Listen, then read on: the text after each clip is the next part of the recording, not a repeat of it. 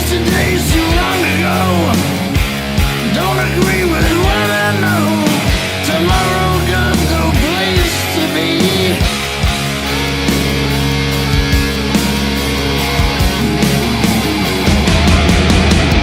I see the line in the sand. Time to find out who I am. Looking back to see where I stand. Evolution.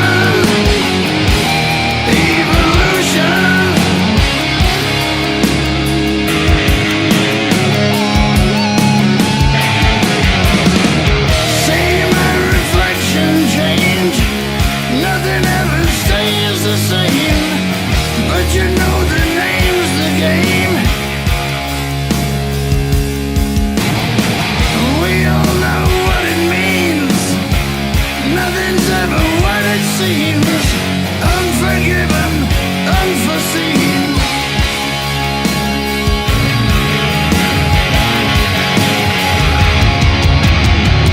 I see the line in the sand. Time to find out who I am. Looking back to see where I stand. Evolution.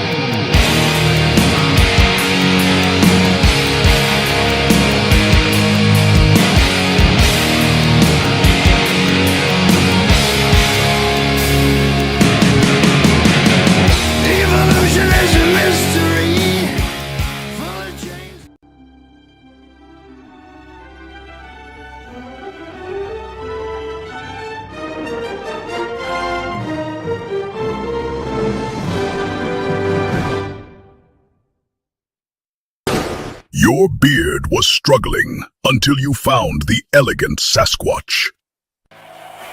It's Suplex Syndicate time!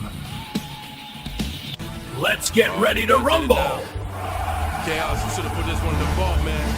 They not ready. I am Tactical Santa, the Smack Talker Slaywalker, the Michael Jordan of Kringle Jingle! If you're not down with the Squatch, you can suck it! Spray and slay with the Fragrance Fiend! Suplex Syndicate, baby! Heads off! Rah!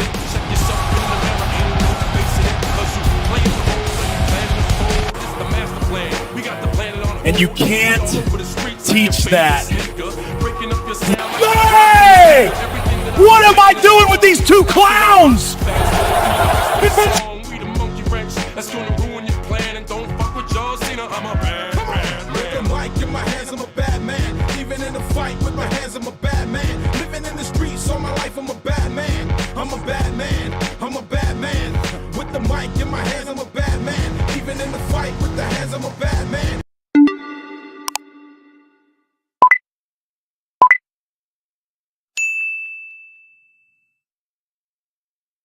Sponsored by the Elegant Sasquatch. What's happening, everybody? Welcome to Suplex Syndicate. I am the Slaywalker Smack Talker #1 from day one, Tactical Santa, and I am joined by my man, 30 Spray J, the Fragrance Fiend, the man, the myth, the legend himself, and our newly appointed permanent, not guest, co-host on this show, Shifty Switchblade. What is happening, fellas? How is your day going? And I'll tell you what, it's kind of cool. Like, I wasn't really expecting this until a couple days ago when we talked, and we're like, you know what? Let's do a show. So we were like, Sunday's Easter. We can't do it on Easter. Let's do it on Saturday, and we're going to make it happen. I'll tell you what, I am glad we are here. We're going to have a fun time. But guys, before we get into the show, let's say hello to some of the people that are in the chat, because we got some We got Ray Smokey. What's going on, Ray Smokey? How you doing tonight, brother? Trying to get that up there. See, internet doing internet things. We got Doug Leslie's. Awesome, man. First time here, I think. We got OG Fitzroy. What's going on, OG Fitzroy? Got Robert Allen. What's going on, my brother? So we got some others, but I can't see them. I think they're on the phone stream. So any which way, guys, we have got a lot of awesome wrestling to talk about tonight. But before we go, what is in the beard today? Pause. Because it is.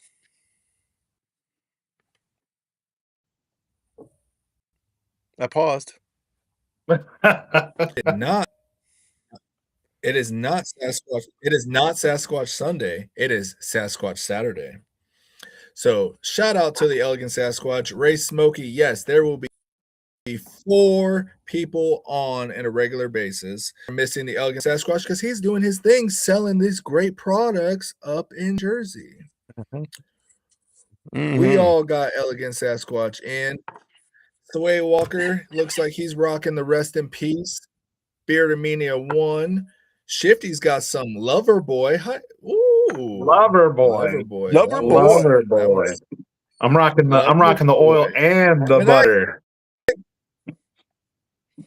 Ooh. How you liking that whipped butter by Elegant Sasquatch? Because and I'm not blowing smoke. That is probably top 3 butters in the small batch world. If you don't know about Elegant Sasquatch's whipped butter, you better hurry up because the temperatures are rising up. Douglas got Gentleman in, dude. That is one of my Elegant favorites. Sasquatch. I got the beard Yes. wash in Gentleman, and beard wash in Gentleman, the oil in Gentleman, Ooh. man, that is an awesome, awesome scent profile. You're missing out if you don't have that one. But guys, he's got something special coming up, and I believe he's released on April 15th, I believe is what he said. But Beard Mania 2, and he's been dropping some clues. He dropped the John Cena one, and didn't he drop a Macho Man Randy Savage hint? So I know there's. Oh yeah, he did. There's Oh gonna be. yeah. I believe you said is there 3 or 4, Jay? Correct me, because I got old man dementia. Four. There's 4. All right. So guys, 4. there's going to be 4 Pretty parts sure. in the Beardomania that Elegant's going to be dropping pretty soon. But listen, if you haven't tried them, you need to try them. He makes some awesome products. Small batch company. Man, this guy is kicking ass. I've been following him and been supporting him for the last 2 years. So get yourself some Elegant Sasquatch. Let's help him out because you know what? We are a badass community that supports each other. With that being said, man, we got so much wrestling happening, and I don't know where to start. So I kind of left the studio like I did last week. So why don't we start off with everything that has to do around the Roman and CM Punk match that's going to happen at WrestleMania? Oh man, Shifty, I'm gonna let you just run it, buddy. Tell me what's going on. We'll just throw our inputs in. I mean, honestly, this Monday was pretty much a reverse role of what happened last week. Honestly, Right. CM Punk was the aggressor, and he beat the crap out of Roman and put him through a powerbomb through a table. But I don't know if you guys watched it though. Roman had to help him with the powerbomb because he almost botched it. Yeah. So yeah. He couldn't lift that some more. Yeah, I don't know, man. They have to. It's not wow factoring me right now with this. Right. The Roman CM Punk. The only thing that wowed me was when Punk said something about Roman's dad. That was it. And other than that, I haven't really been wowed. It's I'm hoping it gets a little better. I mean, Mania is 2 weeks away, right? Or 13 days or something like that. So it's like, okay, we're gonna. It's something that's. It's got to change, man. It's got to get more exciting and bring the people in because they're two great athletes, 2 great wrestlers. Let's hopefully something happens. Right. Well, I'll tell you what, in the chat, let us know what you think about Roman Reigns and the CM Punk situation right now. We're going to continue on, but man, let's get some of you guys talking in the chat. What do you have to say about this? What are your thoughts? But we're going to keep rolling and Jay, continue on, brother.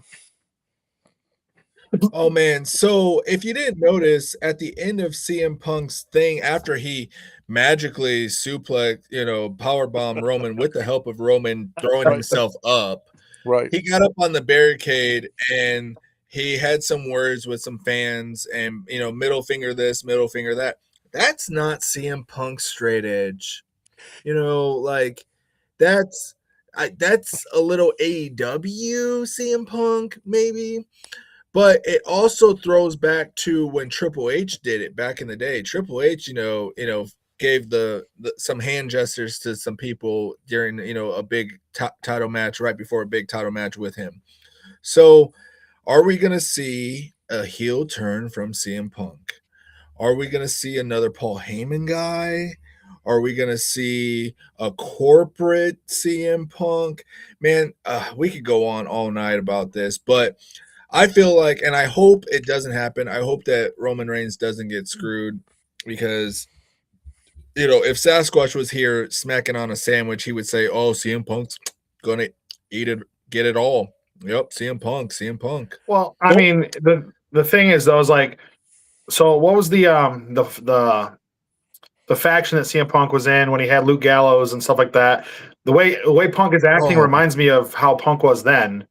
He was the Antichrist of wrestling or whatever he called himself, and Right. stuff like that. oh my gosh, yeah, And honestly, a heel turn for Punk is going to be good because I feel like he thrives being a heel. And yeah. corporate, it might happen. I think we're going to see a couple of corporate turns. I don't know. Something's going to happen.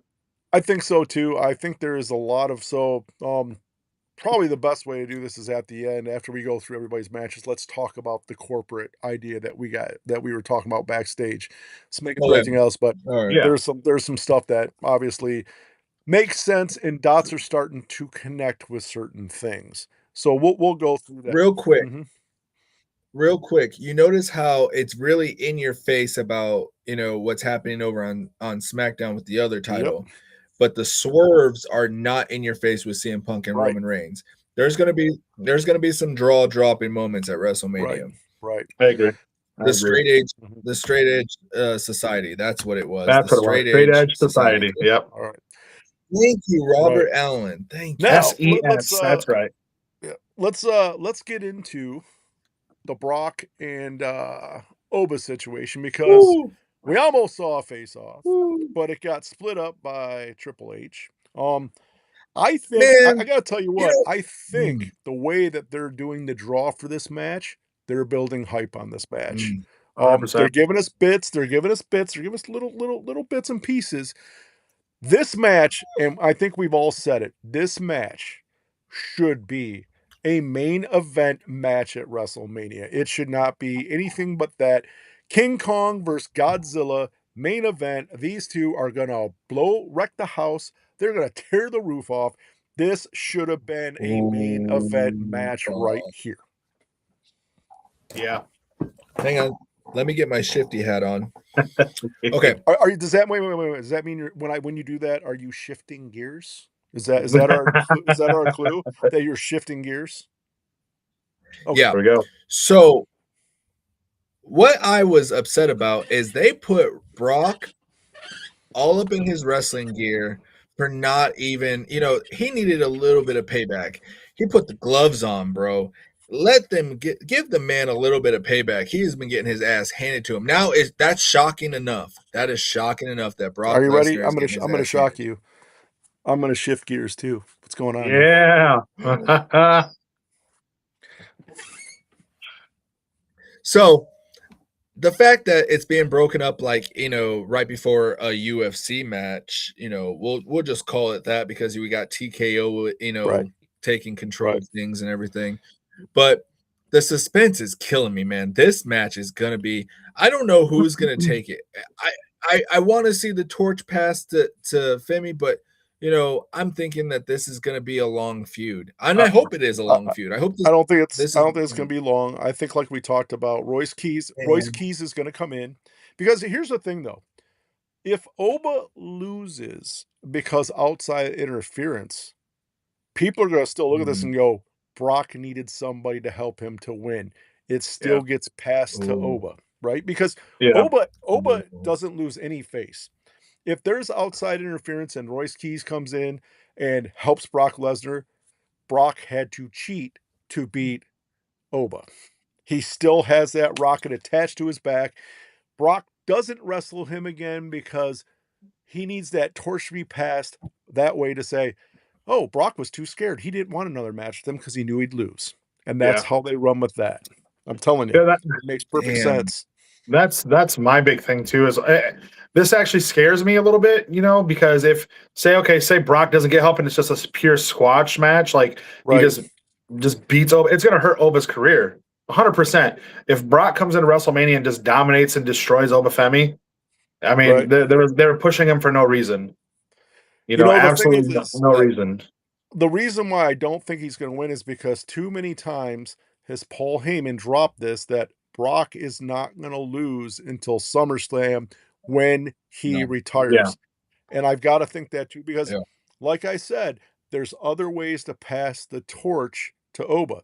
What Yeah. it does set up is like you were saying, Jay, it sets up an awesome series of matches between Oba and Royce Keys. And Royce Keys taking the new placement of Brock as a Paul Heyman guy, being the powerhouse in the Paul Heyman stable. And we're going to see awesome matches with those guys. But like I said, here's the thing. I think Royce is going to come down, help Brock Lesnar. Oba loses no face, and everything just Yeah. happens. So what you're That's my saying is Royce Keys is going to be the new Paul Heyman guy. yes. Yes. Yes. I mean, I'm good with that yes. because AEW, when he was Brian Hobbs, they kind of Right. mishandled him. This Right. guy, he's a beast, and all he needs Right. is someone to be his mic, like be on the Right. mic for him until he learns how to do it and builds his skills, Right. and then he's gonna be dominant for a while. Right. And that's why I think it makes sense, Talking. right? Yeah. Brock is retiring. We Yeah. all know Brock is retiring at SummerSlam. The Paul Heyman faction needs a powerhouse. Yeah. You put Royce Keys in there, he checks all the boxes, and you set up some awesome matches between him and Oba. Because honestly, when him and Oba start their feud, nobody loses in that as far as like if Royce Keys loses to Oba. There's no losing face in that. Oba is a monster. If Yeah. Oba loses a couple times to Royce Keys, there's no losing face because Royce is a monster. So it's one of those where they can draw some awesome crowds, have some awesome matches, and nobody loses face. Nobody looks weak because both them guys are beasts. That's just my opinion on that. You know? And for everyone that, where's Royce Keys been since Royal Rumble? He just had a dark match. They're working him. Right. They're working him behind the scenes. Right. So sooner or later, he's going to be a main eventer. Right. He's what, as much as he was underutilized in AEW, he is a top contender. Right. He didn't go to Next. He's going to be in there. There's going to be some great storylines. Well, if you think, and I think if you think about it this way, if my goal was to have Royce Keys in this storyline and then end up feuding with Oba, having him not be on TV is the best thing you can do. Yep. Because you don't want people thinking about him. They want this to be a surprise. When he comes out and helps Brock Lesnar, this is going to be one of those, oh my God, I can't believe it happened, and it's Royce Keys, and now he's a Paul Heyman guy. That's what they're going for. You know what I'm saying? Because where do you place him right now? If you had him on TV for the last 2 months, what do you do with him?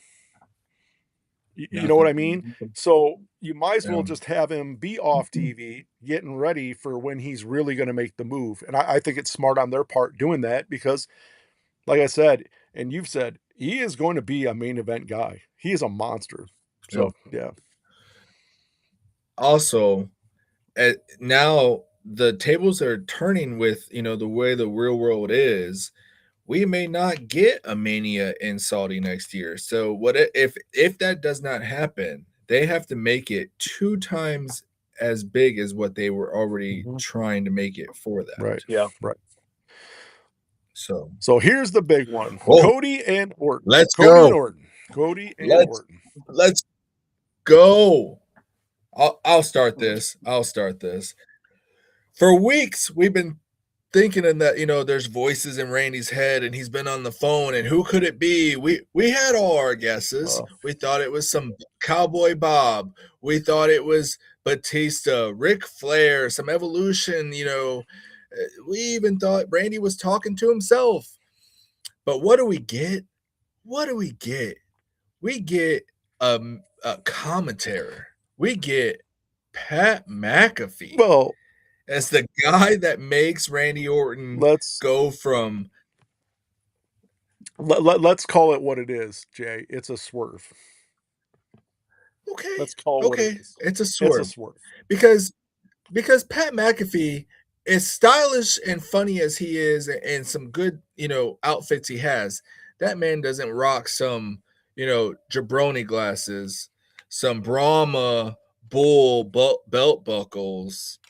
I think he was trying to play a little cosplay over here and whiteboarded some rock. Right. So I think we're all in agreement. We're hoping that this is the biggest swerve of wrestling, because if it's not, like Cody said after he got his ass handed to him, got kicked in the balls by Pat, he is a field goal kicker. That had to hurt. Right. He said, this is like if the NWO was talking about the third man and it wasn't Hulk Hogan and it was Disco Inferno. I got to tell you, hold on a second. I got to tell you, brilliant line by Cody. Whoever played that or whoever wrote that, when I heard that in Disco Inferno, dude, I about fell out the chair. That was awesome. That was awesome. It was said that was unscripted and that was all Cody. Kudos to him. Props out. Kudos to him. That was awesome. That was probably the best promo that Cody has cut in a long time. Right. Yeah. Yep. Poor Disco. You know what? But what it's also poor Disco Inferno. 20 years after WCW and everything he did, he is still the butt of all jokes. Poor Disco Inferno, man. Poor Disco. He was a good wrestler too. Hey, at least he didn't call him Alex Wright. Yeah. Yep. Dang. Yep. Wonderkind, Das Wonderkind. Yeah. What it does though is, Stephanie McMahon smacking him in the face last week and saying, you don't have it to beat Randy. And I was really hoping she was going to bring up the kiss, the kick in the face, something. I was hoping she was going to bring up some old history. Right. But Stephanie does what Stephanie does and, does the signature Stephanie smack. Yep. And this is what they're building up to something, and this can't be the end of it, because I'll say what every meme is saying online right now. When he said there's more than one royal family, what royal family is Pat McAfee a part of? None at all. None. So None. Go ahead, guys. Give me your thoughts on this. It's got to be a swerve for the build up and what they put too much time and effort in this for it to be Pat McAfee. Number one, it connects no dots. It makes no sense for him to be the one pulling the strings. It makes no sense. I think what they're trying to do is it's a swerve to get everybody to believe that it's Pat McAfee, and then when what really does happen, and when it does, people are gonna be like, "Oh my God, nobody saw that coming." No, we all saw it coming. So yeah, it's just a swerve. It's a distraction. It's a swerve. It is not Pat McAfee. I mean, if they really want to do it better, they should have just rehired Doink the Clown and had Doink the Clown come out and do it. Don't disrespect Doink like that. It would have been better than Pat McAfee. At least it would have made some sort of sense. I mean, if you're gonna do a clown move like that, you might as well have a real clown out there doing it. Yeah. Ooh. Yeah. Okay. Honestly, yeah. I just when I seen it with Pat McAfee, I was just like, "Oh God, please tell me this isn't true." I was hoping that it wasn't. But then I noticed the glasses, the big belt buckle, and then the Jordans he was wearing. And I was like, "Nah, the Jordans I can see Pat wearing, right?" But the belt buckle, the glasses, the way he carried himself reminded me a little Rockish. I was like, you got a little Dwayne in you right now, buddy. Like, what's going on here? And It's just because Well- I can't miss the opportunity. These ones right here. yeah, exactly. These ones right here. These ones right here. You know, he just yeah, and like Jay said, you know, royal family is not a part of a royal family or wrestling royalty, you know. So it's like, Right. okay, it's gonna be someone from the it's gonna be The Rock, 100%. If it's not The Rock and they keep it as Pat McAfee, it's gonna be super let down. You know, I read online too that the ratings for SmackDown were awful this week because of this whole Cody Pat McAfee thing. You know, and it's like, you know, you gotta build your ratings up to keep fans interested. And I feel like with a couple segments, Roman Reigns, CM Punk, and the Cody and Randy thing, and I feel like they're losing fans. Fans are turning the channel when this comes on. You know, or they start seeing it and they're like, oh, this looks exactly like what we watched last week. Yeah, it's Right. they have to pull us in. Something has to happen. Right.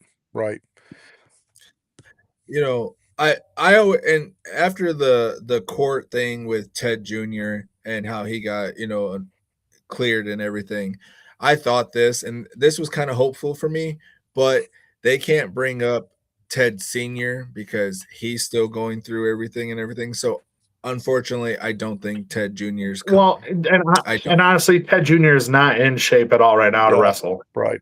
Like No. he might be. He's been in prison for a year eating protein waffles. He's not though.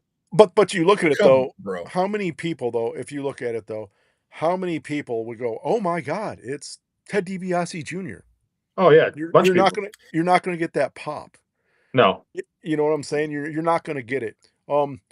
This, if you go back to what WWE has said the past couple of years, they're into long time storytelling. Long time storytelling, right? This was already the seeds were already planted last WrestleMania when Cody turned down The Rock. So we'll get into that a little bit later, but it's long-term storytelling. There's no way somebody last year said, "You want what's going to be awesome is let's plant Pat McAfee as the guy that's got the voices in the head for nobody. Nobody did that as the man." Rumors were that TKO stepped in and wanted Pat and included because he brings ratings, right? Included, but he's not going to be the man. Sense. Yeah. Right. Here's your cameo spot, McAfee. You're relevant again for like, I don't know, a week, and now we can move on to the regular program. Hey, I love Pat on commentary. He's hilarious. Sure, I do. Me and too. he has had a decent couple of beefs, but to be a part of this storyline doesn't make sense. He's definitely a better commentator than Wade Barrett, that's for sure. Oh, for sure. 100%. All right, fellas, let's move on to the next one we'll talk about, because this one's got some heat behind it too. The Cargill Ripley situation. There's rumors going around. That supposedly Rhea's going to get hurt next week, and she's not going to be at WrestleMania, and Tiffany Stratton's going to be the step-in. I think that would probably be the worst idea ever. It'd be the worst idea ever. Why? And they're saying there's real life beef, but the thing is I haven't seen them beefing back and forth on Instagram or Facebook or any of the socials. So, I mean, I don't know. You never know what to really take as the truth, but if they do that, it's a bad move. They need to just make this match happen and do what's supposed to be done. Yeah. I think it hurts Rhea. It would hurt Rhea. And Rhea's too big. She's already starred in 3 WrestleManias straight now. Mm-hmm. Yep. This is too big of a match. Even if Rhea loses this match, even if Rhea this is a story that needs to be told, and it's going to be told for the next year. This is going to be a good rivalry. Right. So hopefully, I haven't read a lot into social media this week because it being April 1st and everything, there has been a lot of things. So I hope that Tiffy thing isn't true. When you think about this is the women's match. I mean, how much really does anybody, and I'm not throwing shade on any of the other 2 women involved in the other heavyweight championship match, but I don't think anybody really cares about Stephanie Vaquer and Liv Morgan going at it. They're not generating any. I mean, you don't see anything about that when they're talking about the women's title. They're talking about this match right here. So Yeah. if they build this up like Yeah. this, and then all of a Yeah. sudden, oh, we're going to throw Tiffany in there, they shot themselves in the foot. That is going to be a stupidest move that they could do in the women's division. Yeah. No, I I agree. just wish I that agree. they could find. Mhm. I wish that they Go could ahead. find the right sauce and get the right thickness to that barbecue that was Attitude Era. They keep saying, "Oh, they're Right. not so PG. Oh, Netflix is letting them do this on Raw, this, that, the other." It's there. The makings are there. They just need the right long time storytelling. It's definitely Yeah. not Tiffy time. Let me add a It's not. caveat. Let me add a caveat to this because we talked about this last week. Did Mhm. anybody notice last night when Michin wrestled how awesome she looked wrestling Rhea? Oh yeah, she's a Bro. she's a great in-ring talent, 100%. But here's A the great thing, in-ring right? talent. Here's the thing, right? If they wouldn't have put her in this clique with Jade, would she be getting the airtime to show everybody that right now? No. No. So I No. really think it was a smart move putting her. I mean, even BFAB was moving in the ring pretty good last night. Michin, Yeah. like, dude, I'll tell you what. I thought Michin was going to win there for a second. Dude, she was really doing her thing. And and that's the thing is a lot of people don't like the fact that there's a clique now with Jade, BFAB, and Michin, but dude, they're all bringing each other up. They're doing a fantastic job, So Yeah. I think the click. I think that click is working. There'll be more on that a little bit later here in this episode because I think there's some more stuff that's going to happen. But anyway, that's pretty much the basis of that match that we've heard about in the past couple days. But hopefully it stays the same and there's no step in. There's no injury. But do you think it's true that every time that the ones that get beat up really bad before Mania actually wins? Because if you're seeing it correctly, Mhm. and if they keep playing it this way, Right. Rhea's getting her ass handed to her. Roman just recently got his ass handed to him. Mhm. Cody's getting his ass handed to him. If that's the case, and if that's how the chips fumble too, then how's the story? We need all these villains to win. Really, we need all the heels to win. I think there's a big difference now, though. I think with TKO involved, I don't think Yeah, this is going to be it's typical not. storytelling. Yeah, And here's the yeah. thing: if Rhea wins, right? If Rhea wins, as a company and a storyline, what do you gain from Rhea winning? Nothing really because she's already got the Nothing. star power. Nothing. If Yeah. you have Jade win and her clique continuing to be dominant, now you have other storylines you can do, and now you have 3 superstars that you can do story. Yeah. And I'll just say this: there'll be another storyline with a 4th member that's going to be there. So you gain everything by having Jade and the clique win. We'll get in. I don't want to spoil it. We'll get into that. We'll get into my theories a little bit later. Let's go to the next match. We're going to talk about this one right here. Come on, switch. I know you didn't add anything I wanted to talk about. I know You didn't. always want to talk about that, but what if? So now we're well. Before we get into that, there is one that I didn't have a screen set up for because we do need to talk to about it. Jacob Fatu, Drew McIntyre. Man, I think I'm actually that's the other than Oba and Brock. I think that's the match I want to see. Right. I think that's the one for me. Just because everybody knows, like the last couple weeks I've been on the since I've come onto the show, I'm a huge Jacob Fatu fan, Right. 100%. And then seeing him wear that shirt, the FAFO or FU shirt, it's like, all right, man, like someone's gonna join. I don't know who it's gonna be. I don't know what. There's gonna be another Samoan faction.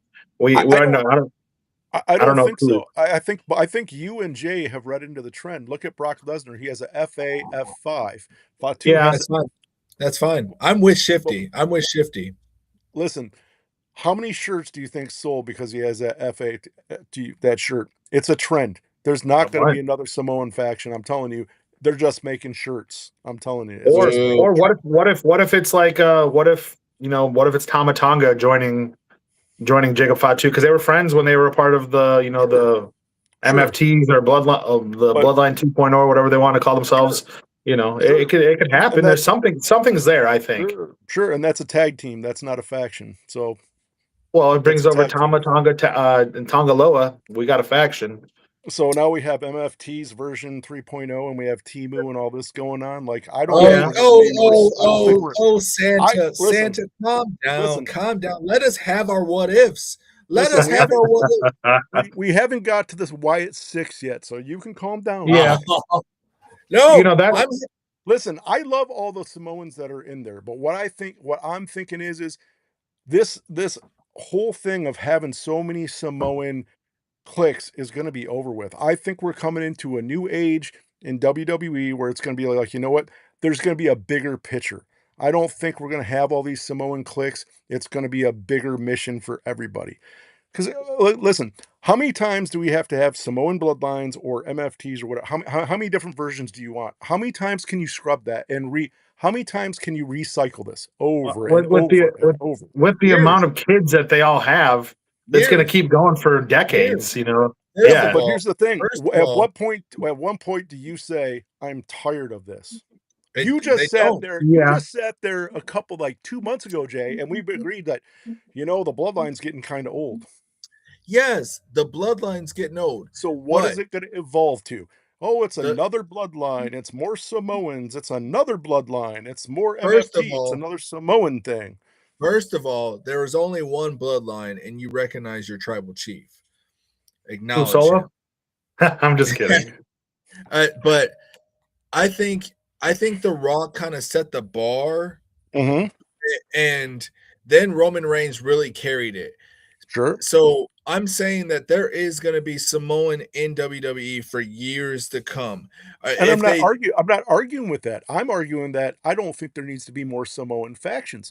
Why can't Jacob Fatu just be Jacob Fatu and be the man and carry that heavyweight belt? He doesn't need to be in a faction. I just don't think, as much as we think that Jacob Fatu is right there at Roman Reigns level, I think they're gonna push him back for another year or two. I think they're gonna put him in the tag teams. I think I think that maybe Paul Heyman said it last week. If WWE remisses and doesn't sign Zilla as soon as possible, and if they do sign Zilla, then they're not going to put him in that lane yet either. So they're going to have to milk.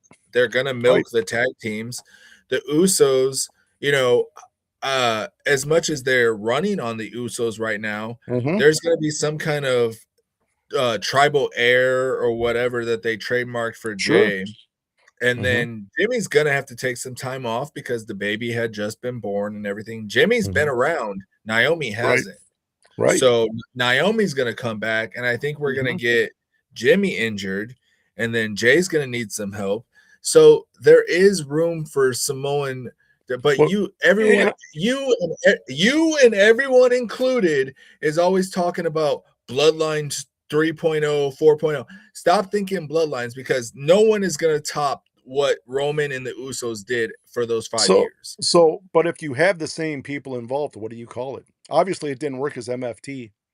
It's not going to. What I'm saying is this: is that you can have tag teams, but I think if you keep continuing trying to put 4 Samoans together and put them as some sort of faction, I think people have had enough. You want to do tag teams? That's fine. Come up with a badass tag. I would love to see Jacob Fatu and Zilla be a tag team. I would love to see them two guys wreak havoc. 100%. They were a tag team in MLW. Right. Yeah, they were a tag team in MLW, and they were awesome, man. Awesome. But here's the thing. I don't want to see another Samoan clique just right after that we just saw MFT fail completely. Well, I mean, let's be honest here. Give it some time. They don't have the MFTs. They don't have a mouthpiece. Yeah, Solo's funny and all that stuff, but he's not a leader. We all know that he's not a leader. Here's the thing. They pushed that way too quick. They didn't take any time to go, okay, Bloodline just ended. Let's give it some time, and then let's form something. Oh, no, right away, we're going to form this. That's what I'm saying is I don't want to see another quick Samoan faction where they mess it all up. If you want to do another faction, let it have some rest. Let it air out. Get the guys together. Actually think about this. Put it together.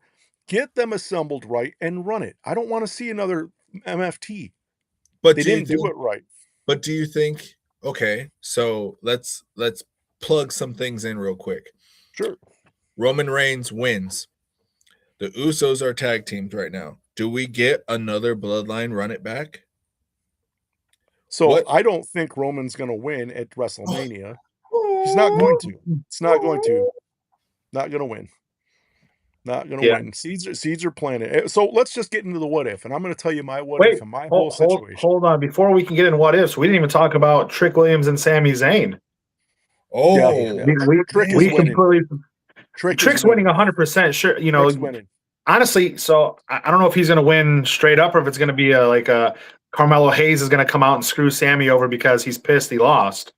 You know, I think you're right though, because it's going to set everything up to have Trick Williams and Carmelo have some beef and run some matches, because those matches in NXT were awesome, and it's leading to that. Those guys can work fantastic in the ring together.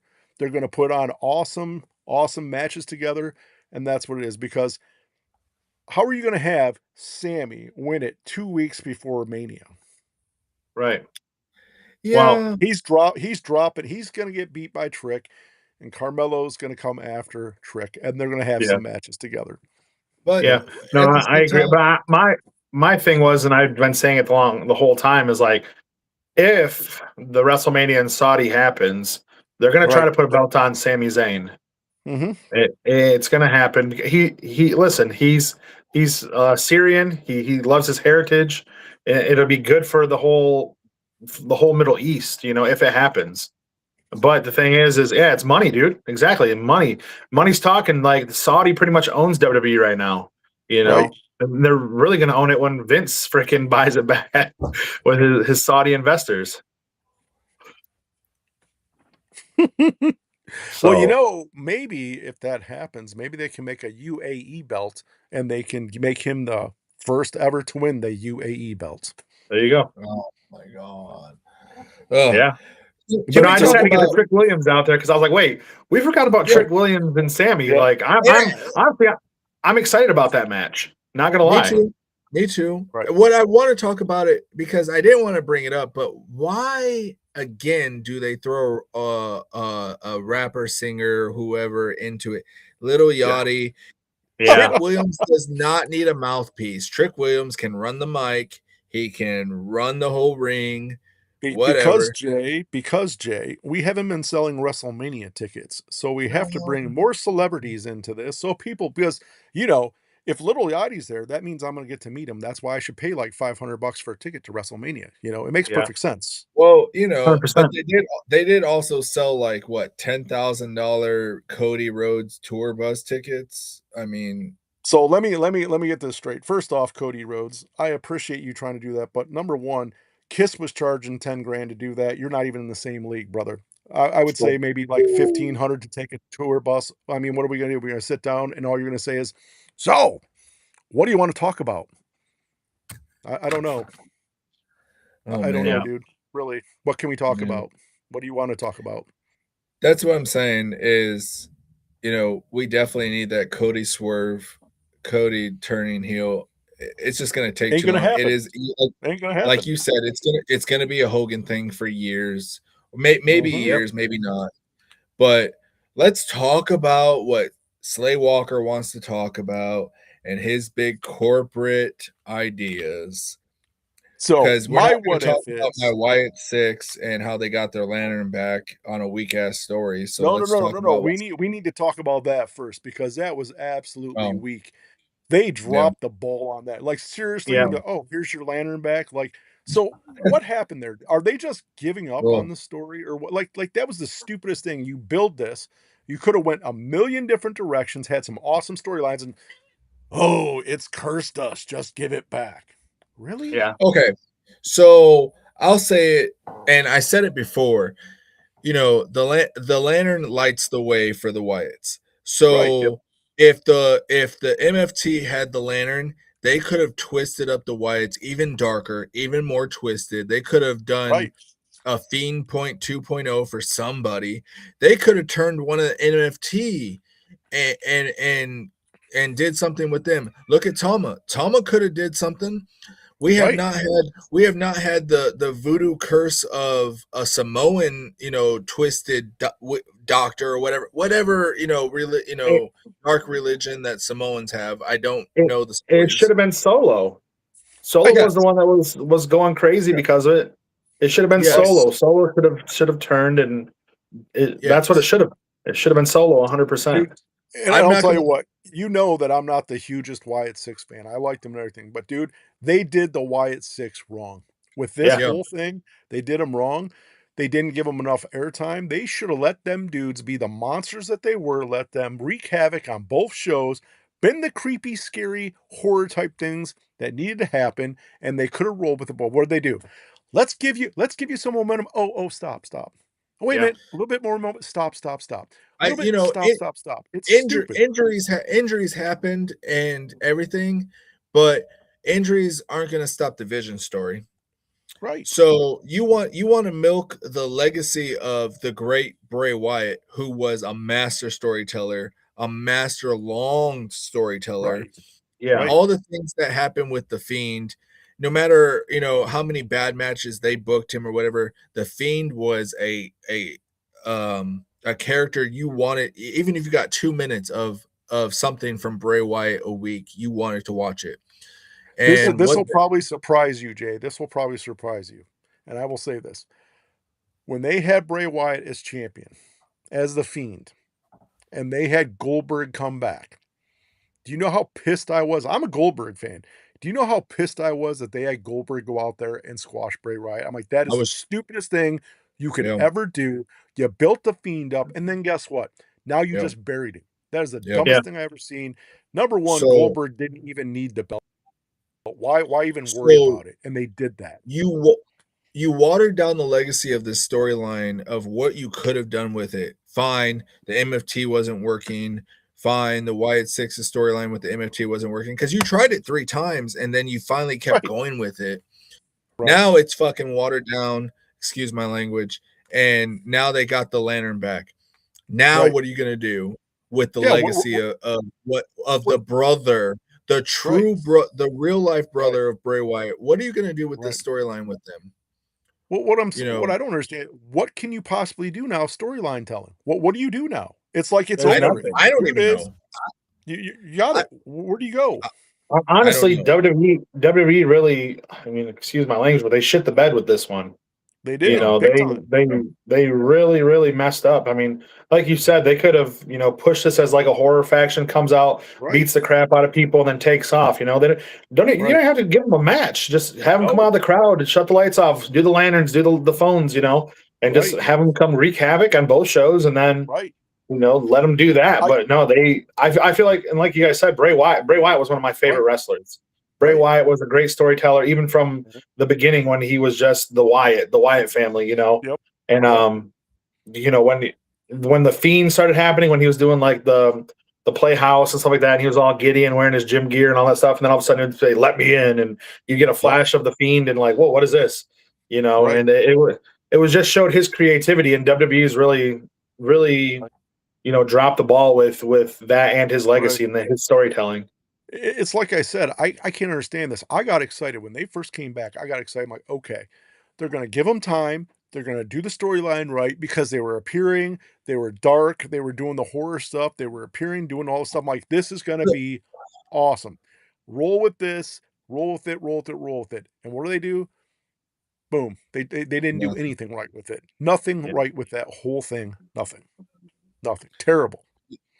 The only savior that it could be, and it kind of ties into your theories, but if your theory is correct, then you have the dark against the corporation, like the ministry was before. It was me all along, Austin, when it was the ministry versus the corporate.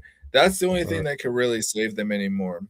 But let's get into this. So I'm gonna drop my theory about what I think is happening overall in WWE. First off, Drum roll, think please. The Rock is going to be the corporation. The seeds have been planted. Cody turned it down. I believe The Rock is going to be involved in the CM Punk Roman Reigns. He is going to make sure that CM Punk wins. That lays the seed to WrestleMania next year in Saudi, where him and Roman are going to fight.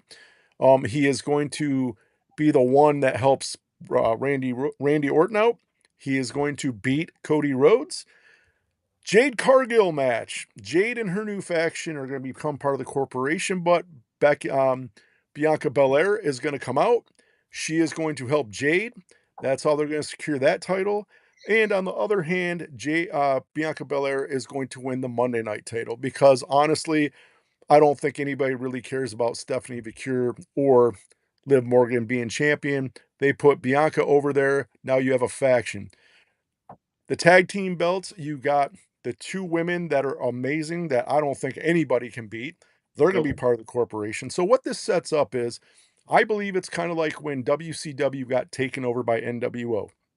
Everybody is going to be either part of the corporation or they're going to be part of WWE, if that makes sense. They're going to have to rally around each other to beat the corporation because the corporation is going to be cheating. They're going to do anything they want and they're going to have the corporate policies behind them. This sets up a lot of storylines. I'm here for it because honestly, what's happening now most of the time on these shows is pretty lame. This is almost like a reset. Let's take everything we've done, everything that is crap. We can, because at that point they can look and be like, all right, division sucks, get rid of it. This sucks, get rid of it. This sucks, get rid of it.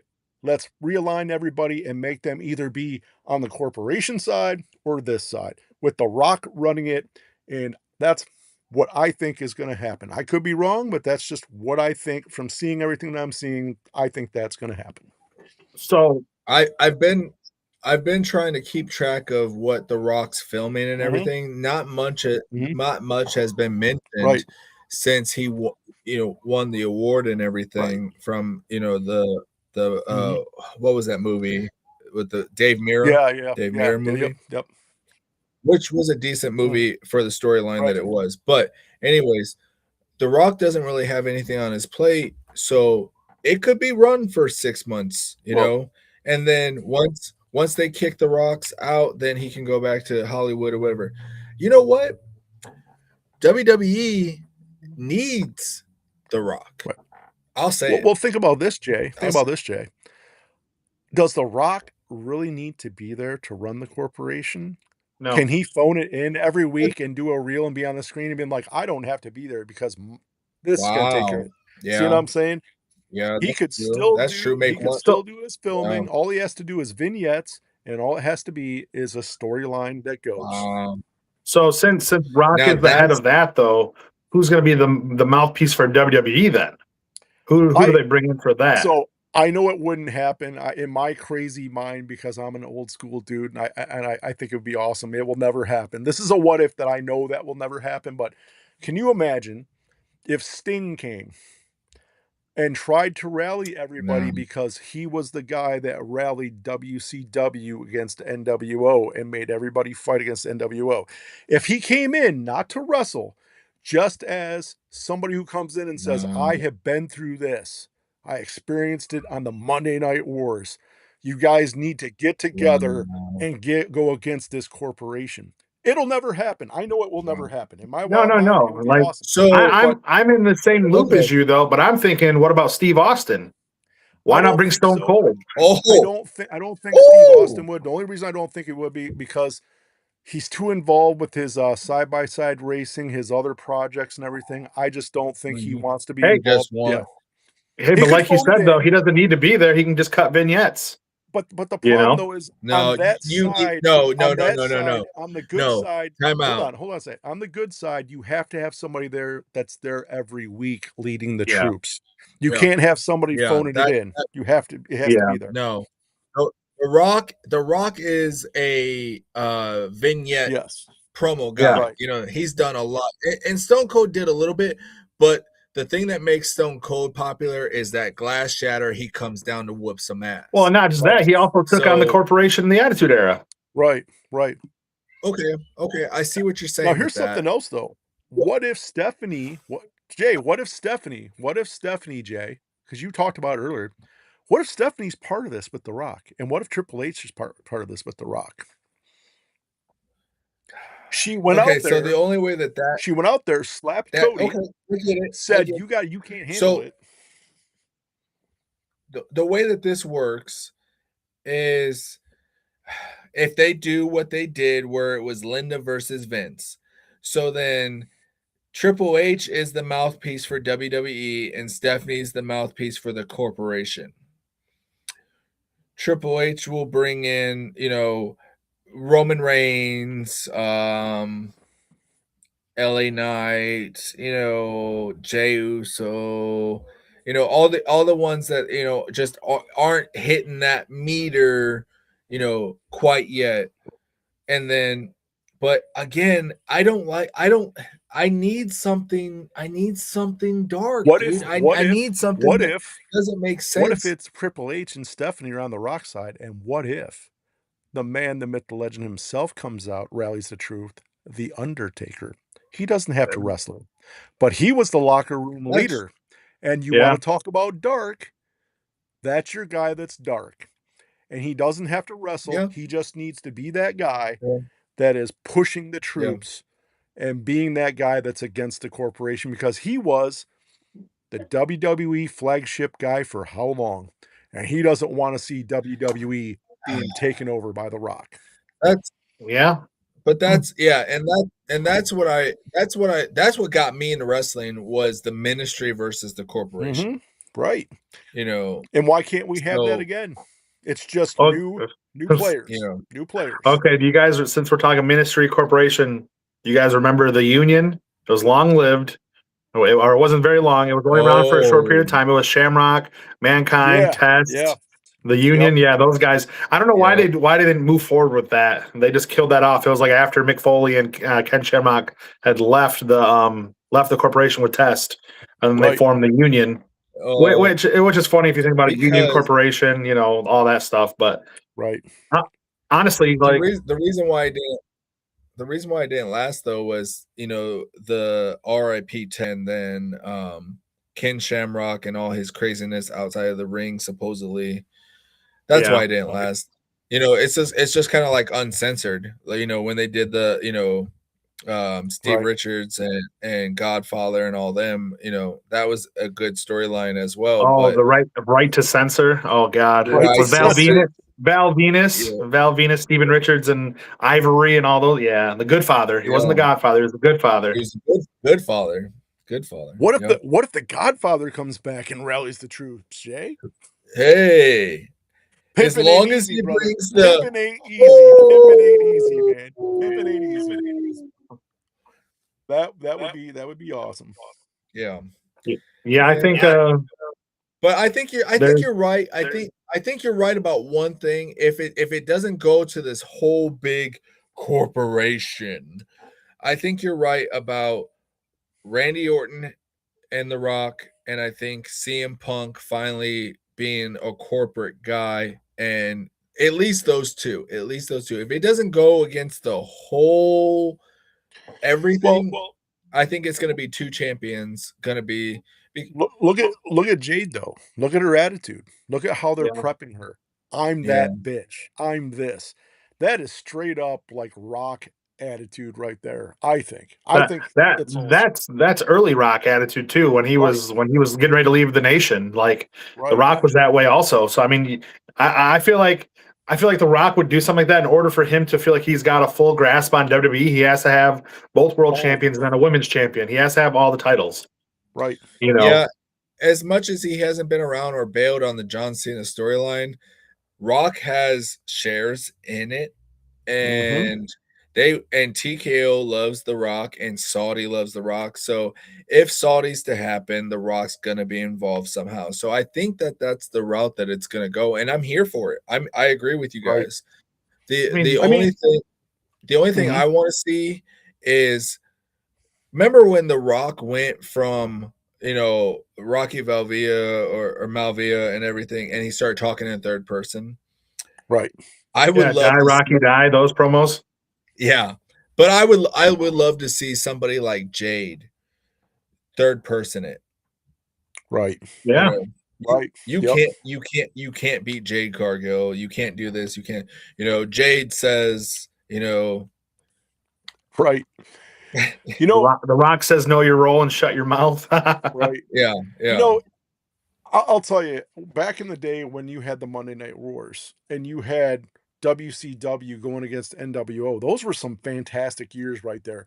I think if you mix it between a mix of WCW, NWO, and WWE going against a corporation and blended that together, I think it makes for awesome TV.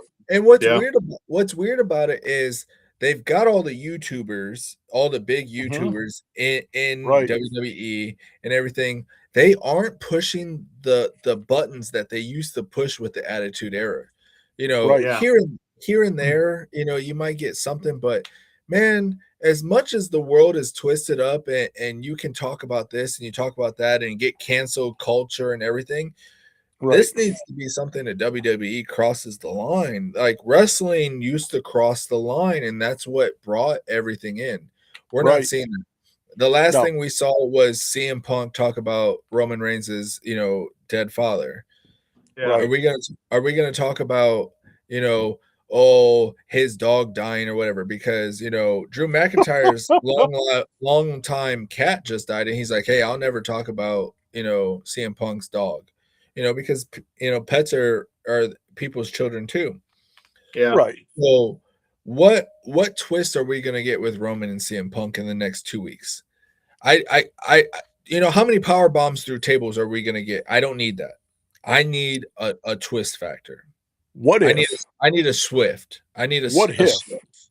What if Jimmy and Jay have had enough of dealing with the tribal chief, and the big swerve is at WrestleMania they do the Rock's business and they get CM Punk to win the title against Roman Reigns. That's the thing too, is because remember when Solo started MFT, that's all part of the plan. This was somebody else talking about this. There was somebody else. All these little things that didn't, add up finally need to add up in this men's soap opera of ours. Right. Or what if, we'll say this then, right? Where Jimmy and Jey Uso. What if Jimmy is the one that turns because he's like, hey, I got a brand new baby. I gotta pay my bills, and he's the one that turns on Roman to help CM Punk and turns on his brother and turns heel. Again. But and that's the thing is they don't utilize Jimmy. Jimmy's a mouthpiece. Jimmy can wrestle. Jimmy does great backstage, dude. Anytime Jimmy smacks somebody, it's bigger than Stephanie McMahon smack. Right. Yeah. Well, the way I look at it is why not Rock get with them and them do the Rock's business, and Rock has the tag team champions too, because they're going to get it back. The Vision's not going to have the belts. They need to just end the Vision and just change the whole name and everything like that. The Vision's dead. Breaker's out for a while. Well, that's the thing, right? If they do this corporation thing, they can hit that reset button. And what are you talking about? The Vision Mandela effect? That never happened. What are you talking about? What are you talking about? Never happened. Never happened, right? So they can pretty much reset everything, get a clean slate, and just build it. Because if the corporation were to take over, does anybody care about the Vision or what happened before? Everybody's gonna be like, oh my God, who's going against the corporate this, and this? All the dead storylines can end. They can have a clean reset. Yeah. That's dude, there's a lot of what ifs. Let's go back to Monday Night Raw. Seth Rollins and Gunther. What if Gunther? Hold on though. I'm a Seth Rollins and a Gunther guy. What if Gunther is the new Paul Heyman guy? And see, that's the crazy thing. I've seen memes or people talking about Gunther is the new member of the Vision. I'm like, what sense does that make? I don't think it'll be the Vision though. I think the Vision's going to die off. I think it might have something to do with Gunther and Royce Keys. And put those two together.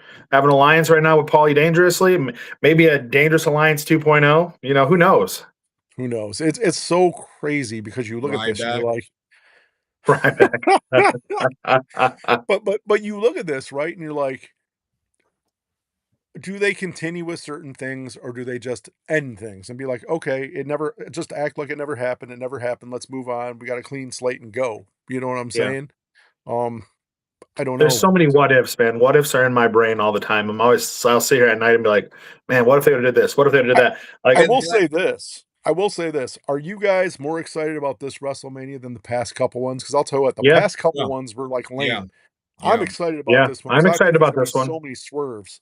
You know, Yeah, I think there's going to be a lot of So- things that we are not expecting to happen that are going I to hope happen. I hope so, because we have not had any jaw dropping moments in pay-per-views for wrestling in the Right. last 5 years. I think the Yeah. last big jaw drop for any pay-per-view was when Roman Reigns finally came back from COVID and Yeah. started running.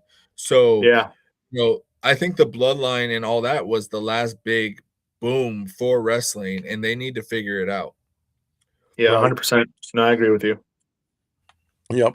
But I'm I mean, hey, excited for here's it. another what if too. This is what if from way back in the day. What if Eric Bischoff would have opened the door for DX when they showed up on Monday Night Nitro? Oh, It would have changed the whole. It would have changed everything. The problem And with that though is with that, but so that would have been a shoot fight. That wouldn't have been a work. There would have been a shoot fight. And I hate to say this, but those four guys walking into a WCW locker room with no backup, those guys would have got beat down bad. Because I think that sets up. you had legitimate tough guys in WCW at that time. Yeah, Legitimate tough like guys. if you think about it though, like that would have changed the entire. That would have changed everything for pro wrestling. Right. WCW might still be alive today if that would have happened. We don't know. Right. You know. Because I'm only saying that because I just watched DX's documentary this afternoon, and I was like, "Damn, what if that would have happened? What if, And then Eric Bischoff's like, "I was in the ring cutting a promo, and if I'd have known they were there, I would have told them open the doors, please." And then you got Chris Jericho in the documentary, like, "Yeah, I was on the other side of the garage door when they were banging on it." See, it could have gone good or it could go up. So it depends. If they would have opened the doors, who was back there? Was it guys that would have been like, okay, this is going to be cool, have them come in, or is it going to be the guys who be like, screw these guys, let's whoop their ass? You know what I mean? I mean, And my last little bit of sprinkle is, man, I am loving some Danhausen. Yeah. That guy is awesome. Did y'all see him accidentally curse the referee? Oh God! It worked though, because Miz caused the accident and it nailed him. Yep. I was dying laughing. Like, I was like, oh my gosh, R-Truth and Damian Priest are gonna lose the titles.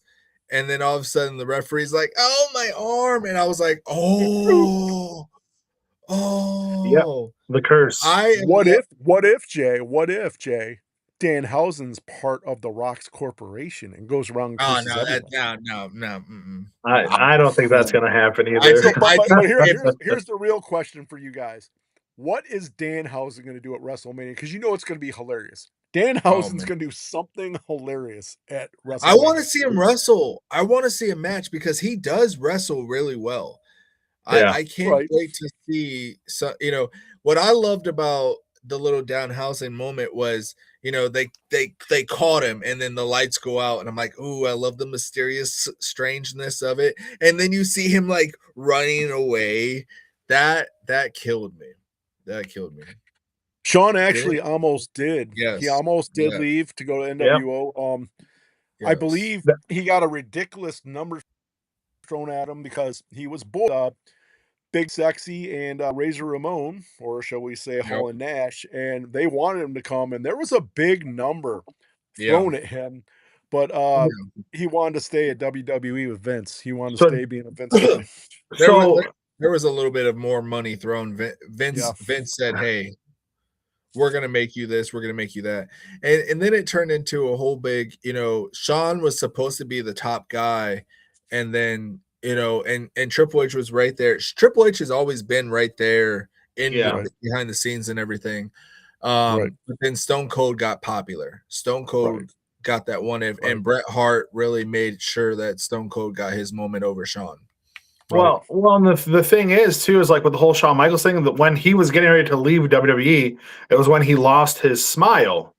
And that's when he wanted to leave to go to WCW. And then Vince was like, absolutely not going to happen. Vince put his foot down and said, no, you're not leaving. Yeah. This isn't going to, no. So Shawn ended up staying. He stayed out for a while, relinquished the title.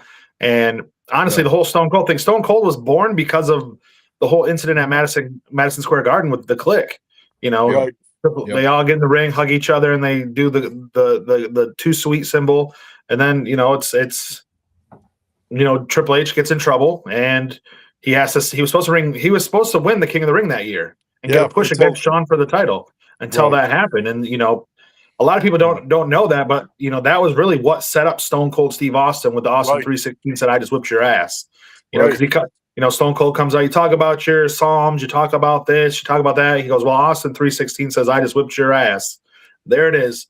And then there's my generation's Hulk Hogan right there, born. Right. Yep. The funniest, the only time I ever felt bad for Triple H, remember when he was doing the whole Hunter Hearst Helmsley thing, dressed up? Yeah. And when he had the Ultimate Warrior squash match where Ultimate Warrior squashed him. Oh, dude. He didn't take that match. He no-sold the pedigree.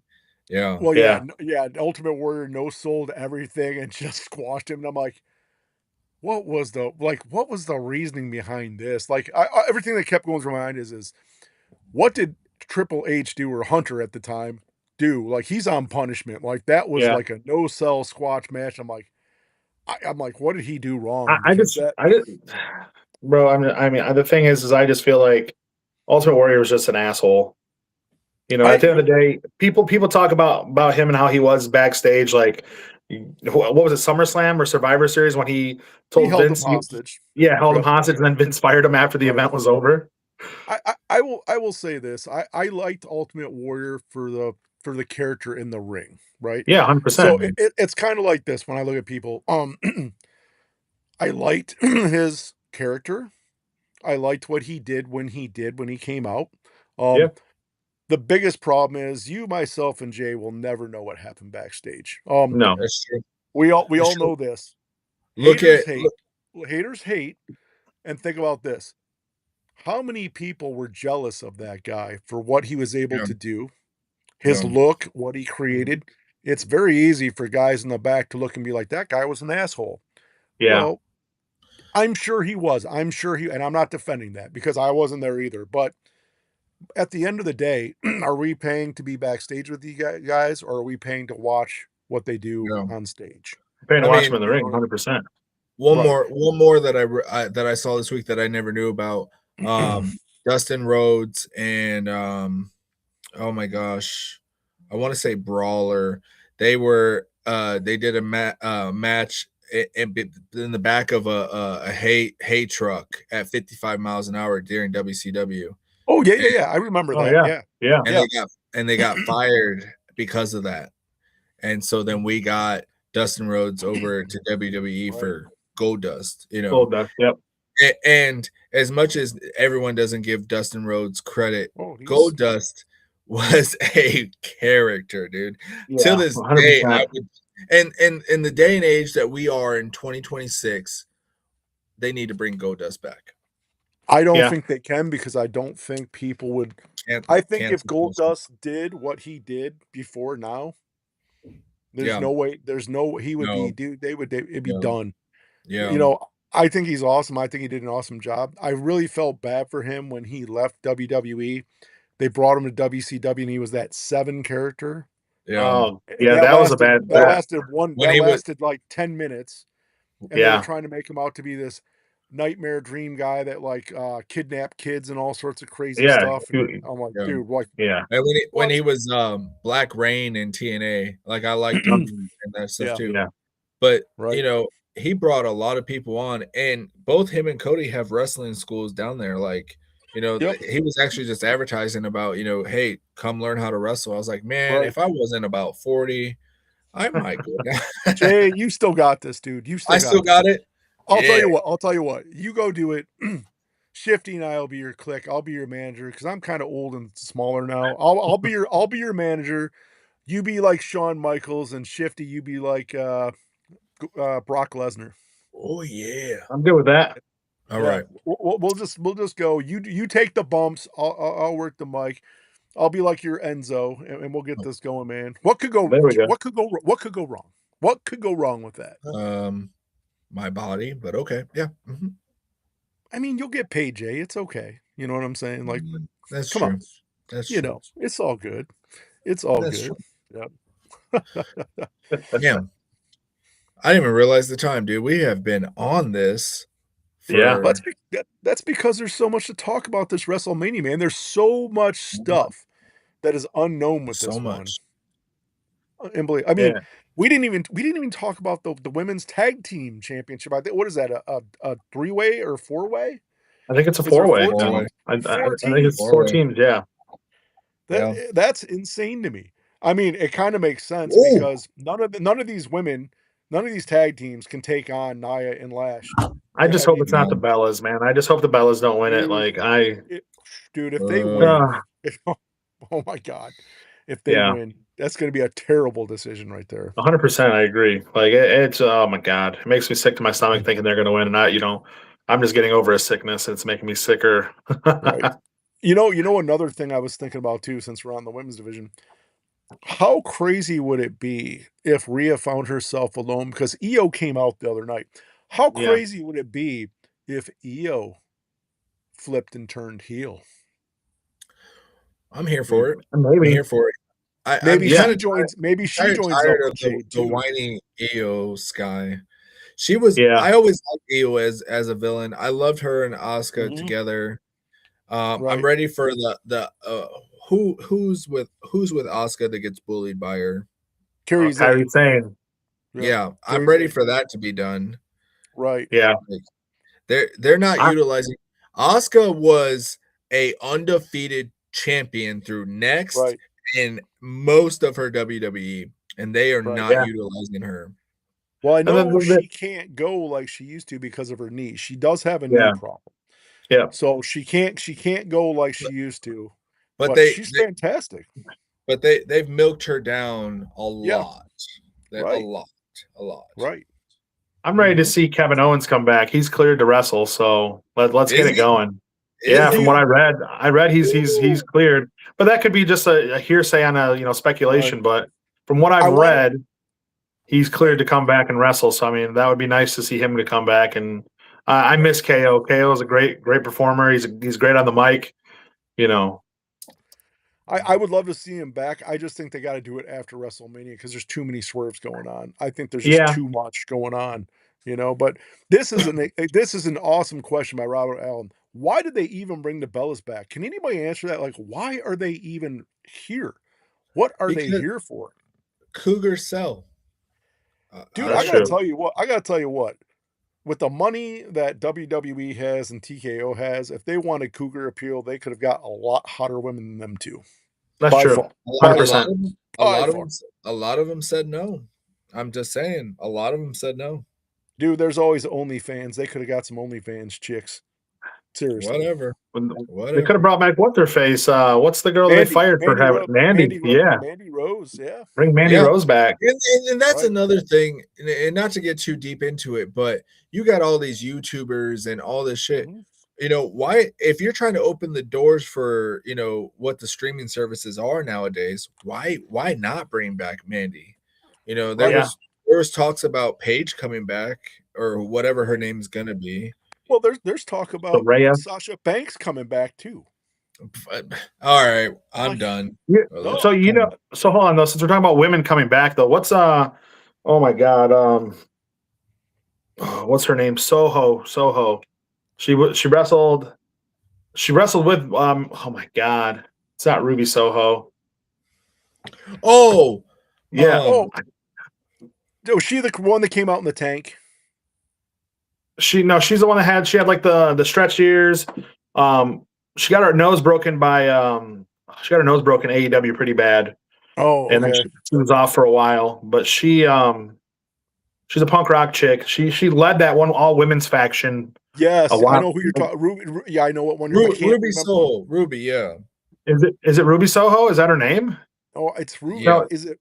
it's something Soho. I know her last name's something Soho, but Right. why not bring her back? She was a good talent. She was good on the mic. Right. She could wrestle. Like Right. there's a lot of women wrestlers that WWE really dropped the ball on. Right. Well, when you It look at this, is right? Ruby Soho. Right. Ruby Soho, yeah. Right. When you look at this, right? Can anybody look and say, "My God, the Bellas can compete nowadays"? Like, it's No. totally 100% believable that any three of those teams that are in that match against them, that they could beat them girls.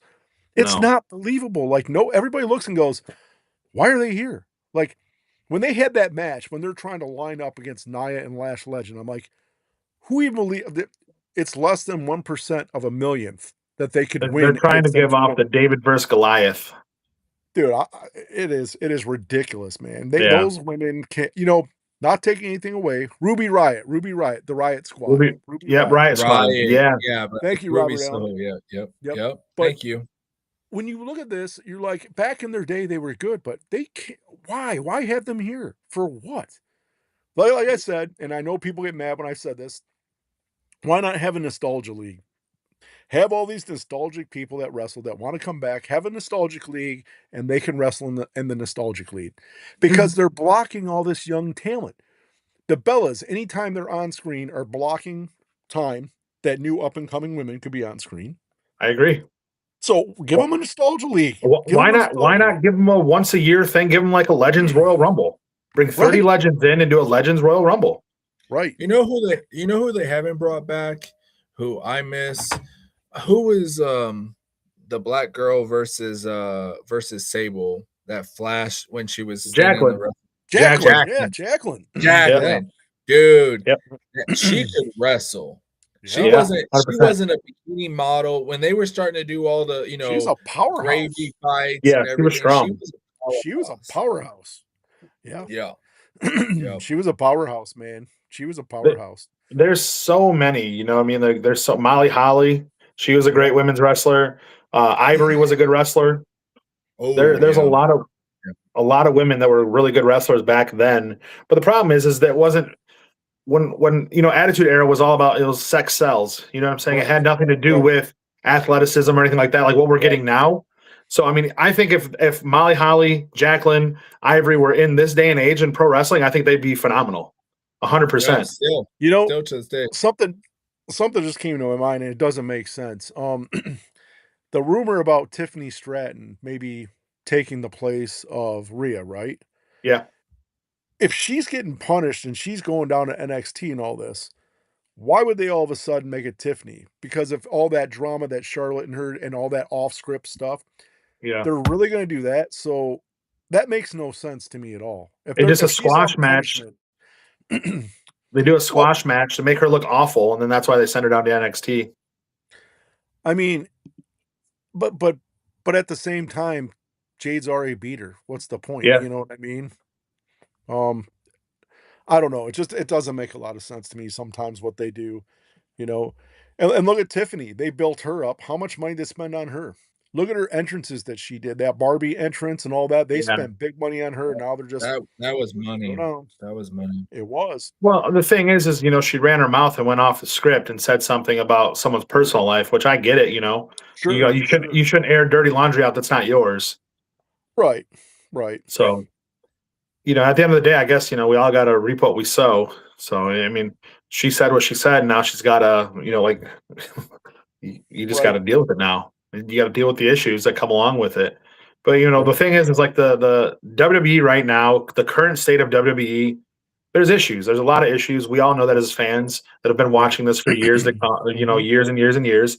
And they really have to get a creative team in there that's going to, take off with everything. I read, there's another article I read too that said that Triple H was getting fired after Mania. That's what I heard too. There was an article there too. Yep. It wasn't April Fool's though. This came out. It was like 2 days ago. I read it on April. I read it on April 1st. That's why I didn't mention it. But yeah, so there's multiple things like unless lawsuits like what's happening with Vince happens, Triple H ain't going nowhere. Steph ain't going anywhere. They got some money in this. Yeah. Yeah, I mean, who knows? We don't know what's going to happen. What's the forthcome? I mean, we haven't heard nothing about Shane McMahon. Last time he was seen was AEW, him meeting with Tony Khan. Right. Nobody knows. And that's the crappy thing about all of this is fine. TKO, they brought them in and this and that and blah blah. They just need to go back to not having logos all over the ring and in the wrestlers and on the tables and in the middle of the ring and everything. Like it's too commercialized. It doesn't feel like wrestling from when we were kids. Nope. It's a billboard. It's a billboard now. The billboard. That's all it is. Right. And honestly, that's that makes sense, to what was said earlier about the corporation thing, because they're making it more of a corporate entity now. So why would they not want to have a corporate team versus the WWE team? And that makes a lot of sense. I mean, honestly, if you think about it, the merchandise they could sell, video games, like look back in the day, Nintendo 64 had WCW versus NWO Revenge. It's one of the greatest video games of all time. SmackDown versus Raw video games. When you think about it, there's so many things, that they could run with off of this. They just have to come. It has to be a catchy name. It can't be the corporation, because that's nostalgic and more like a tribute to Vince McMahon. You know what I mean? And I think it'd be great, honestly, for TV, because then you never know what's going to happen. And instead of having two separate shows, have there be one combined show. Have it be. I miss when it was everybody was on both shows. Yeah, I hate the separate rosters. I've hated the separate rosters since I was probably 14. Yeah, I agree. I think as long as they had 2 or 3 shows a week. You know what I mean? Yeah, because you're not going to fit everything in on a 2-hour show. Well, that's they dropped the ball on Sunday Night Heat. I mean, they had Velocity too, that showed off young talent, which that's now what NXT is almost. As NXT is like Velocity was. You know, it'd be fantastic too. Imagine this. Imagine the corporation is not just SmackDown and Raw, but it creeps into NXT, trying to build the next generation of corporation.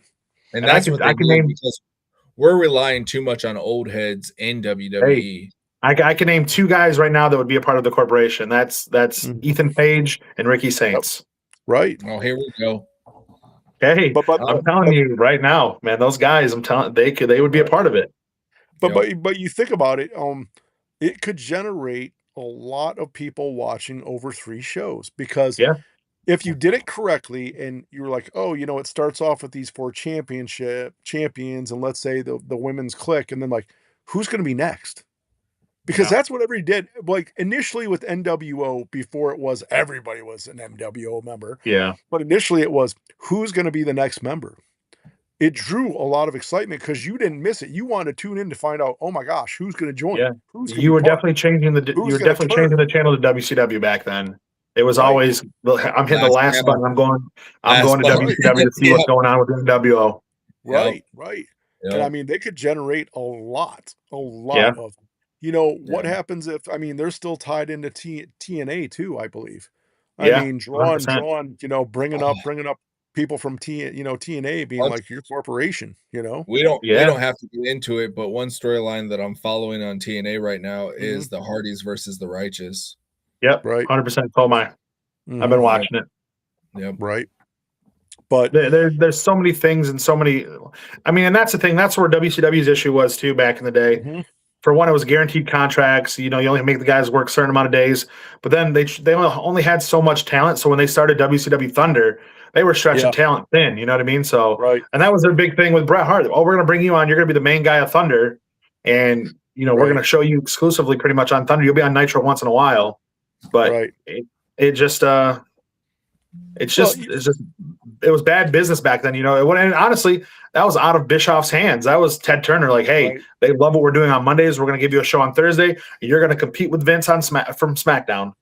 There was Thursday night SmackDown, Thursday night Thunder. We're going to flip. And at the same time, it was on. And I'm not going to lie, I watched Thunder a little bit just for like the cruiserweights.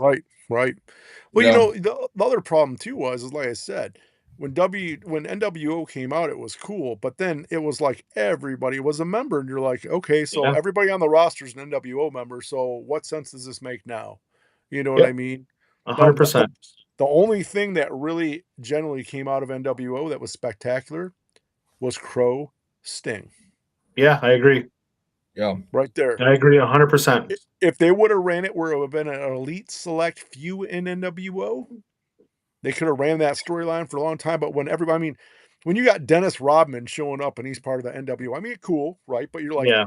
everybody is NWO. Like Well, everybody is man, a member. But then you had Mike Tyson.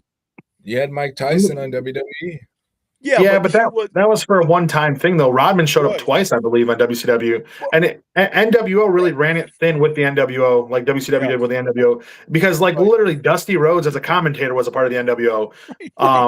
Big Bubba, which was the Big Boss, and was the NWO. There was just too many. IRS, I don't remember what his name was in WCW, but he was NWO, and it's like, dude, it's like come Ray Wyatt's on, father man. right there. He was NWO for a while. It's like, come on, man. We had the solution because not only did we have NWO, but we had factions come off for that. The Wolf Pack, the Red and Black NWO. So now we had the Wolf Pack was cool, man. I don't care what you say. No, I listen to me. I It was bumped that cool. song. I bumped that song. Right. What I'm saying is it was cool, but the problem was they created a problem with everybody being some sort of NWA tied to NWO in some way. Everybody was NWO. I think at the end of it, you had what? I think there was like 3 people or 4 wrestlers that were not part of any NWO faction left in WCW. There was like nobody. I think Ric Flair was like the only one that wasn't part of any of those factions. Nothing. Yeah, and they now that you mention that, WCW ran super heavy on factions. You had the NWO, the Wolfpack, you had the LWO, you had the Filthy Animals, you had the BWO, you had the Blue WO. Well, that was an ECW. That was an ECW. That wasn't part of ECW. You had Ravens Flock. You had you had a bunch of groups. Even at one point, they had Goldberg. They called him Goldberg the Cyborg. He was part of NWO for like 2 weeks, and then Mandela effect that never happened. He was also a part of and he was a part of the New Blood too for a while there. Right. There's there's so many things. Like WCW was super heavy on factions. Right. WWE not so much. They wanted to push single stars. Yeah, they had DX, they had the corporation. But look where we're turning now. Now look where we're turning. WWE is faction heavy.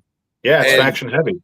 And if they don't kill off this vision, or if they throw Gunther into the vision, because dude, all these stories are gonna sink. We'll see what happens with WrestleMania, because WrestleMania is gonna be the tide of the next year. Either WWE. That's bad for Gunther though. If he goes with the vision, that's bad. That's bad for his career, because how do you have somebody calling him the career killer, and now he has to be backed up by guys when he was just rolling through people by himself? That's stupid. The only saving grace is if Gunther is part of the vision, which means he's a Heyman guy, right? Yeah. He's not going to retire Brock Lesnar at SummerSlam. That's the only saving grace. Yeah. That's the only saving grace. I really hope that they don't try to milk this career killer and try to say he's gonna, is it gonna be Seth's career at WrestleMania? Because that's not happening yet. Right. No. Right. I really hope they don't go that route. I don't think it's gonna go that way. The problem is the storyline doesn't fit either, right? You look at this and you're like, out of nowhere, Gunther attacks Seth Rollins. Like, where's that coming from? Yeah.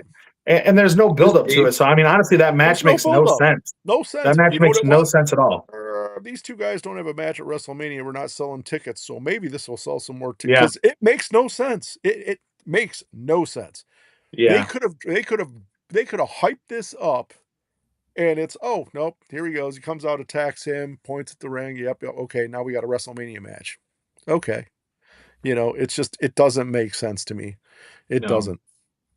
I don't know. Yeah, we have a lot to sink in the next 2 weeks I hope at least some of our predictions have come true for the next year, because if not, you see me yawning, dude. I think Wrestle is going to be boring this next year if none of our predictions come true, and we're not the only ones saying it.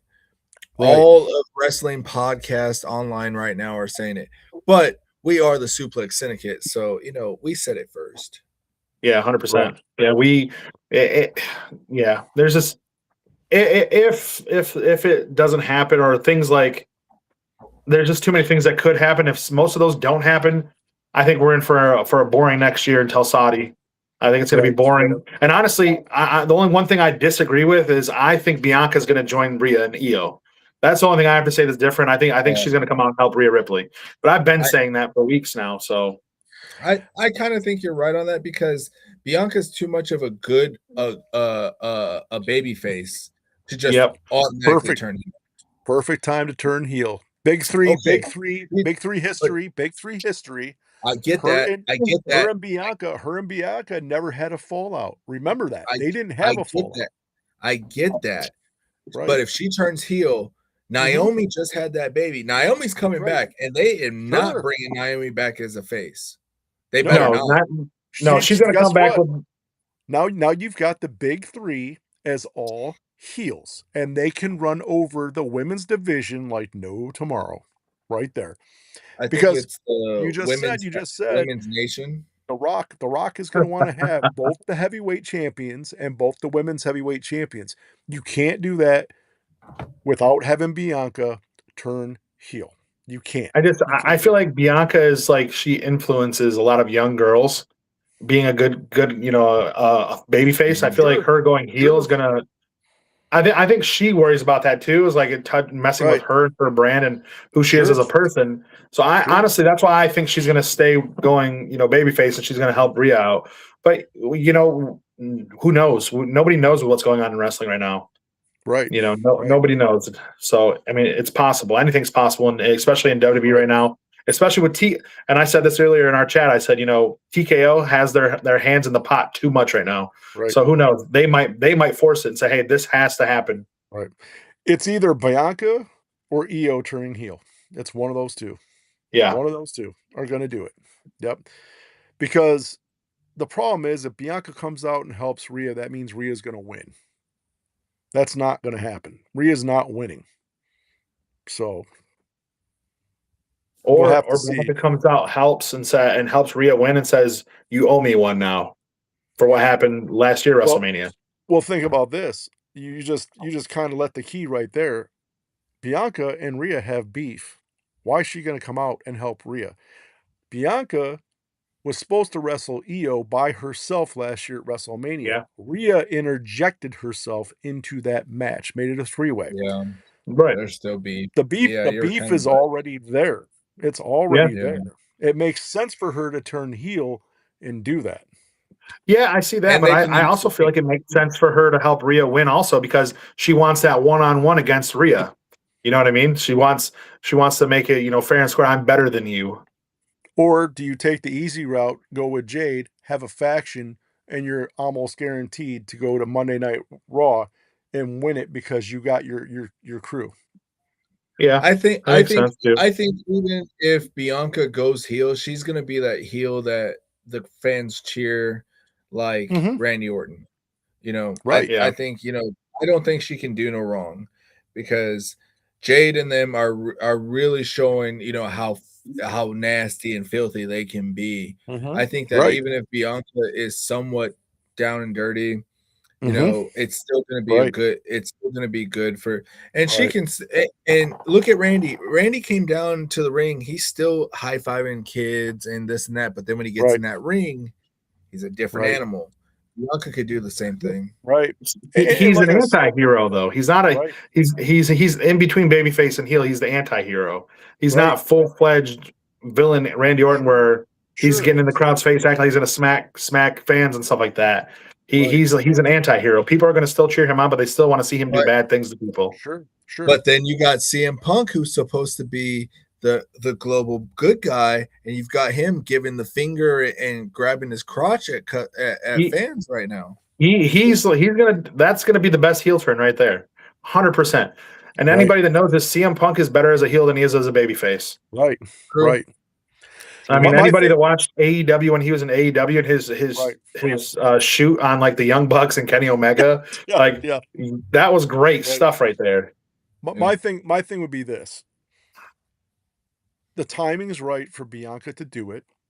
She's still early enough in her career that if she does flip and turn heel, she's got plenty of time to flip back and be a baby face.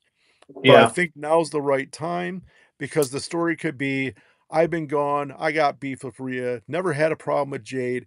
Jade was right. Why do I need to worry about this? I just need to go out there and take care of business. And now I'm lined up with The Rock or if it happens, The Rock or Corporation or whatever. You know what I'm saying? So I think it's perfect timing. But with that, let's close out. One last shout out to our main man who was not here today. Folks, if you're still watching or if you're watching this right now, go out and check out the Elegant Sasquatch. You need to get the stuff in his beard.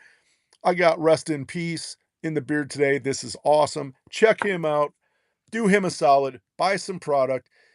He's a big dude. He needs to buy some sandwiches, as Jay would say. He's got, he's a big Sasquatch. He needs to be taken care of. So, folks, go out there, take care of the Elegant Sasquatch.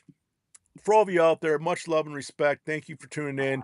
We appreciate it. We do this because we love the crowd. We love the chat, and we do it out of fun. But Jay, do us the honor. Send us out, brother. Oh, Suplex Syndicate is out, brother. Is that